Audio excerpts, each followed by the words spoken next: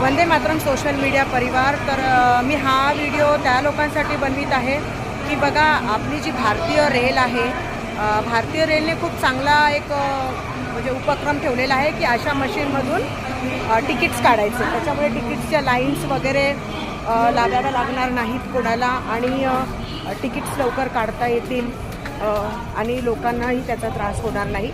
चांगला उपक्रम आहे, परंतु प्रॉब्लेम काय आहे ना, बऱ्याच रेल्वे स्टेशनवर आहे ना, या मशीनच्या समोर म्हणजे ह्याचं पेमेंट जर करायचं असेल तर आपल्याला ऑनलाईन करावं लागतं, आणि ऑनलाईन करत असताना आपला जो स्कॅनर आहे तो स्कॅनर आहे ना व्यवस्थित त्या मशीनीला स्कॅन होत नाही। याचं कारण असं आहे की मला आलेला अनुभव तुम्हाला सांगते की याचं कारण असं आहे की जो रेल्वेचा जो स्कॅनर आहे ना, आपल्या मोबाईलमधला जो स्कॅनर आहे ना, तो व्यवस्थित स्कॅन होत नाही, कारण त्याच्या समोर, त्या रेल्वेच्या स्कॅनर समोर रिफ्लेक्शन येतं, म्हणजे कुठल्या ना कुठल्या प्रकारचे, म्हणजे जे काही, म्हणजे वडाळ्याला जर तुम्ही बघितलं ना, वडाळा स्टेशनला तिकडे त्यावर डिझाईन केलेली आहे रेल्वेची, सुशोभीकरण केलेलं आहे।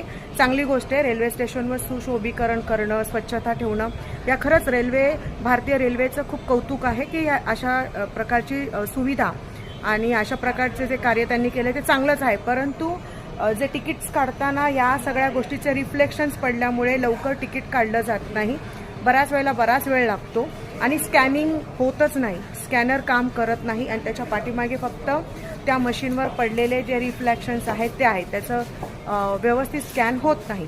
तर माझी खूप विनंती आहे भारतीय रेल्वेला की जिकडे जिकडे अशा प्रकारचे तिकीट्स जे ऑनलाईन पेमेंट काढून स्कॅनरवरून काढावं लागतं, अशा ठिकाणी रिफ्लेक्शन पडू नये म्हणून काहीतरी उपाययोजना करायला पाहिजे, म्हणजे की प्रवाशांना त्याचा त्रास होणार नाही। आणि अशा प्रकारचा अनुभव हा कोणाला आलेला आहे त्यांनी नक्कीच कॉमेंट्समध्ये कमेंट करावी आणि सांगावं, आणि जो रेल्वेचा प्रवास आहे हा फार सुरक्षित करावा, आणि रेल्वे प्रवास करत असताना स्वतःची आणि इतरांचीही काळजी घ्यावी।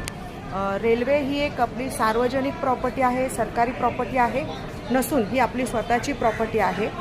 प्रत्येक भारतीयाचं कर्तव्य आहे की रेल्वे स्थानकावर सुरक्षितता बाळगावी, स्वतःबद्दलसुद्धा इतरांबद्दलसुद्धा, आणि काही गैरप्रकार जर तुम्हाला आढळल्यास तुम्ही रीतसर त्याची तक्रार करू शकता रेल्वे पोलिसांकडे, आणि स्वतःची काळजी घ्या, इतरांची काळजी घ्या।